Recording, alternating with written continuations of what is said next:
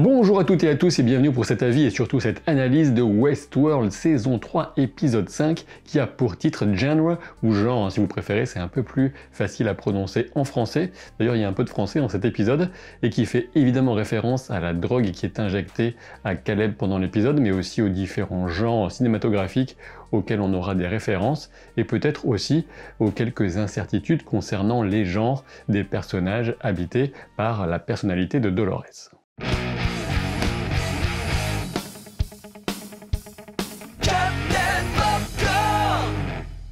Cet épisode 5 était dense en informations et passionnant dans l'ensemble, même s'il était sans doute un peu trop chargé, de mon point de vue, entre les effets de la drogue, les révélations sur le plan de Dolores ou la découverte du passé de Serac, ça faisait peut-être un peu beaucoup. L'histoire de Serac est celle qu'il raconte lui-même à la troisième itération du dieu artificiel qu'il a bâti avec son frère. La dévastation nucléaire qui a frappé Paris et le chemin de destruction sur lequel était engagée l'humanité les a poussés à chercher à encadrer l'histoire. Et on remarque le parallèle visuel entre le souvenir de Serac et celui de Maeve avec sa fille dans les champs, même si on peut légitimement s'interroger quant au devenir du frère de Serac, dont on ignore le nom, il semble impossible vraiment qu'il s'agisse de Ford pour des raisons très simples de chronologie, d'âge ou encore d'apparence physique. Le diagramme de Rehoboam repris sur la montre de Serac est visuellement impressionnant, mais cela ne fait que souligner que cet homme tient presque littéralement le destin de l'humanité dans le creux de la main et garde toujours un œil sur ses évolutions. Et pour venir encore renforcer ce message, on nous montre Serac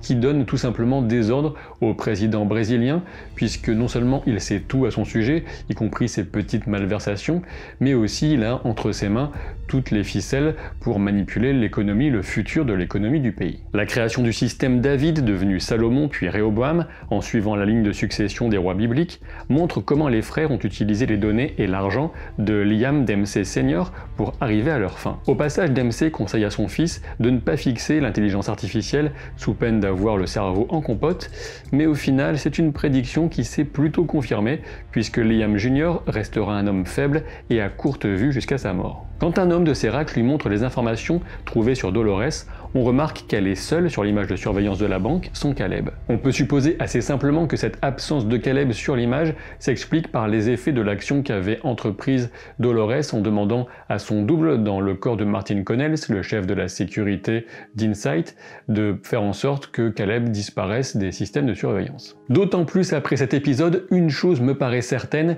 c'est que l'état actuel de Caleb et surtout son passé recèlent un secret d'importance qui devrait avoir vraiment un impact sans doute en fin de saison, et je vais y revenir, mais ce sera en fin de vidéo et pas avant que vous ne vous soyez abonné bien sûr, si ce n'est pas déjà fait.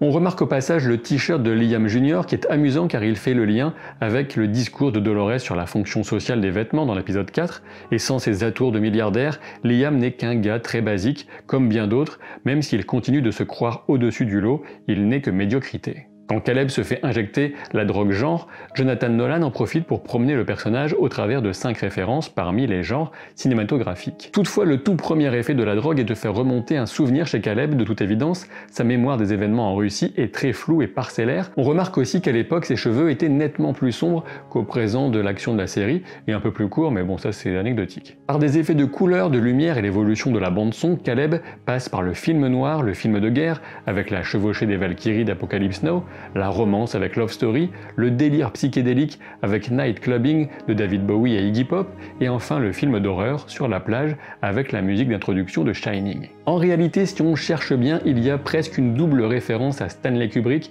et à Bowie dans cet épisode, puisqu'il reste un 6e genre, celui de la réalité que Dolores fait dérailler et qui est accompagné par Space Oddity de Bowie, un chef-d'œuvre écrit et composé en référence aux expériences de Bowie qui avait vu 2001 l'Odyssée de l'espace sous l'effet de drogue. Le moins qu'on puisse dire, c'est que ce sont des références qui font sens par rapport au déroulement de cette saison 3 avec la révolte de l'intelligence artificielle, mais aussi un homme dont la perception de la réalité est assez sérieusement modifiée, que ce soit avec ou sans drogue. Le segment de l'épisode qui m'a le moins convaincu est sans doute celui de la course-poursuite, même si les destructions des 2 véhicules sont visuellement impressionnantes, j'en garde une impression d'une scène artificielle qui n'est là que pour faire joli et surtout pour faire plaisir à Jonathan Nolan, de l'aveu même de son épouse Lisa Joy. Alors certes, je reconnais que l'ensemble est rendu plus attrayant par les perturbations sensorielles assez amusantes de Caleb, mais je pense que j'aurais préféré que l'épisode consacre plus de temps à développer le passé de Serac, sa vision du monde qu'il a bâti en même temps que Rehoboam, et pour moi c'était carrément le segment le plus intriguant, le plus abouti de cet épisode 5. Et là c'est par un incroyable hasard que Dolores va faire appel spécifiquement à Ash et Giggles, d'anciens comparses de Caleb, à un moment où ils ont vraiment besoin d'un coup de main et sans doute en passant par l'application Rico. Et évidemment on ne peut pas croire à la réalité de ce hasard, et du coup cela remet encore plus en cause le côté fortuit de la rencontre initiale entre Dolores et Caleb. Et du côté du plan de Dolores, justement, un des pans majeurs se met en place alors que grâce à l'accès personnel de Liam Dempsey Jr. et de son double qui est dans le corps de Martin Connells, elle peut envoyer à tous les humains connectés leur profil personnel ainsi que l'avenir déterminé pour eux par Rehoboam. Ainsi, Dolores révèle à tout un chacun que leur vie est sur des rails et pour renforcer encore l'image, elle le fait depuis une rame de métro. Bernard a la chance d'avoir une place carré or au premier rang de ce début de fin du monde, l'occasion surtout pour nous de glaner deux éléments essentiels révélés par Dolores Connells. Tout d'abord, on apprend donc que Bernard est jugé comme étant irremplaçable par les Dolores et on sait que ce qui est irremplaçable, c'est ce qui est réel. Pour le moment, j'imagine deux éléments qui sont susceptibles d'expliquer cette évaluation de Bernard de la part de Dolores. Et le premier serait que la clé de chiffrement, aussi bien de la forge que du sublime, ne sont plus vraiment dans la tête de Dolores, mais dans celle de Bernard. Après tout, c'est elle qui l'a refaçonnée, elle a très bien pu y positionner la clé. Seconde possibilité, même si elle n'est pas exclusive de la première, Bernard est unique et irremplaçable, car il est le seul exemplaire connu du transfert d'une personnalité humaine dans un corps d'hôte. Attention quand même avec ce sujet, je vais essayer d'être le plus précis possible. La spécificité consiste à provenir d'une reconstitution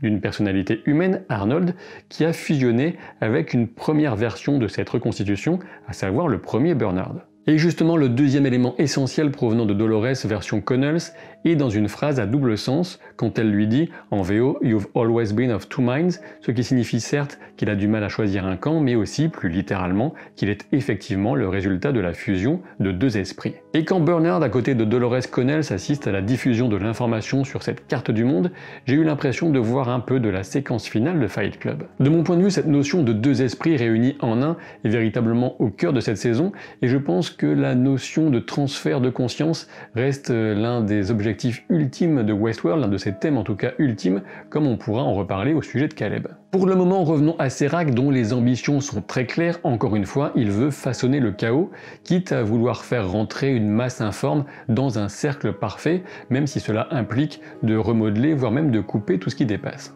On retrouve une imagerie d'éclipse dans le diagramme et Serac dit lui-même que son idéal survient quand Lune, Terre et Soleil sont parfaitement alignés. Qui dit éclipse dit forcément une lumière masquée, sachant que la lumière représente la vérité, comme dans l'allégorie de la caverne de Platon, bien présente dans cette saison à plusieurs reprises, et notamment lors de la rencontre de Caleb et Dolores dans le tunnel. Si on s'efforce d'appliquer cette allégorie à la situation actuelle du scénario de cette saison 3, on peut dire que Dolores fait en sorte que la lumière accède enfin aux êtres humains, ou inversement que les humains accèdent enfin à la lumière, mais le premier effet sera forcément un peu destructeur, tout comme les prisonniers sortant de la caverne sont tout d'abord éblouis. Ceci étant dit, j'éviterai d'être trop affirmatif concernant le véritable objectif final de Dolores, qui reste l'un des enjeux, l'une des énigmes de cette saison. On ne sait pas si elle veut simplement semer le chaos et détruire l'humanité, ou arriver à quelque chose d'un peu plus compliqué et moins destructeur. Je m'éloigne de mes rails encore une fois, donc retour à Serac, pour souligner que cet homme est bien l'incarnation parfaite d'un démiurge eugéniste,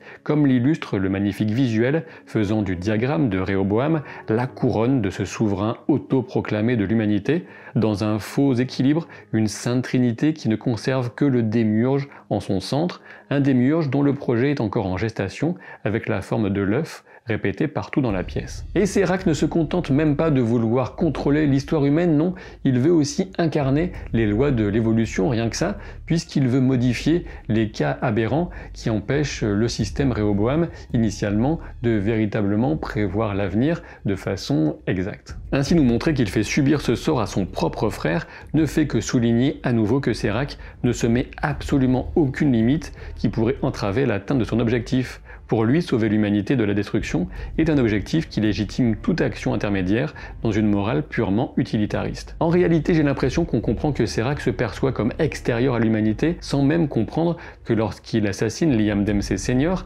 cette bulle de liberté qu'il s'attribue n'est de fait qu'une anomalie supplémentaire, et si son frère était un outlier, comme il le dit, une aberration statistique, que dire de Serac lui-même? Quoi qu'il en soit, les centres de détention de ces gens jugés imprévisibles semblent avoir pour objectif de les modifier en venant bidouiller leur code génétique, et on se demande si l'établissement dans lequel William a été interné est du même acabit. Mais attendez un moment, est-ce que ce ne serait pas du coup justement ce qui serait arrivé à Caleb, ce qui expliquerait le retour de souvenirs d'un traitement de choc supervisé par une femme mystérieuse et un peu hostile? Il est plus que temps en effet d'en venir enfin à Caleb, et je vous propose de faire un point sur tous les éléments qu'on connaît à son sujet. On sait d'abord que sa propre mère ne le reconnaît pas comme étant son fils, sans qu'on sache si cet état de fait provient de la schizophrénie de cette femme ou d'une situation particulière de Caleb. On sait également que Caleb était dans l'armée et qu'il a mené des opérations louches en Russie, notamment avec un ami, Francis, qui a pris une balle et qu'on suppose mort sans certitude à ce sujet. On sait également que Caleb suivait une thérapie financée par l'armée a priori,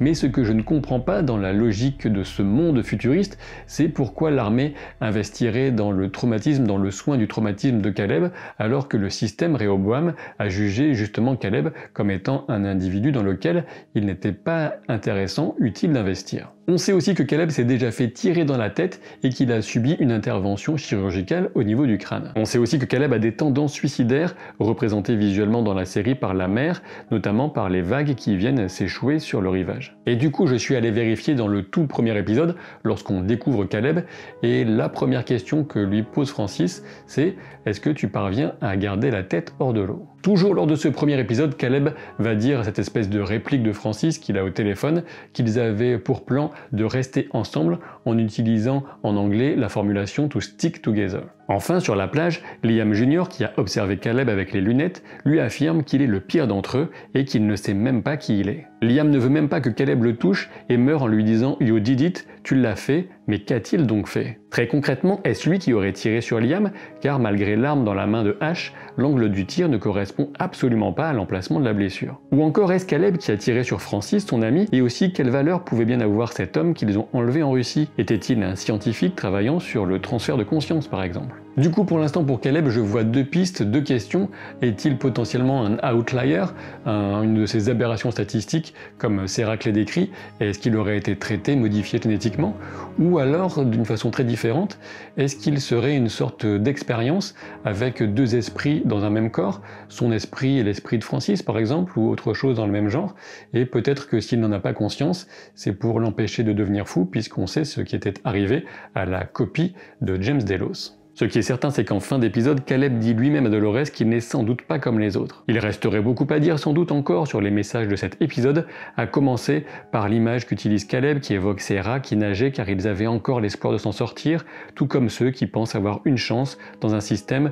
où tout est en réalité déterminé d'avance. On peut évidemment y voir là une critique de l'illusion de la méritocratie et de l'égalité des chances. C'est bien sûr avec plaisir que je parcourrai vos commentaires, si vous avez notamment l'occasion de venir enrichir mon analyse de cet épisode, puisqu'il y avait beaucoup d'éléments à en tirer très certainement, et certains que je n'ai pas évoqués, puisque aussi je me donne une certaine limite de temps pour vous sortir cette analyse assez rapidement après l'épisode. Et puis bien, je vous dis à très vite pour de nouvelles aventures, et notamment en fin de semaine, une analyse et un avis sur les épisodes 5 et 6 de The Mandalorian.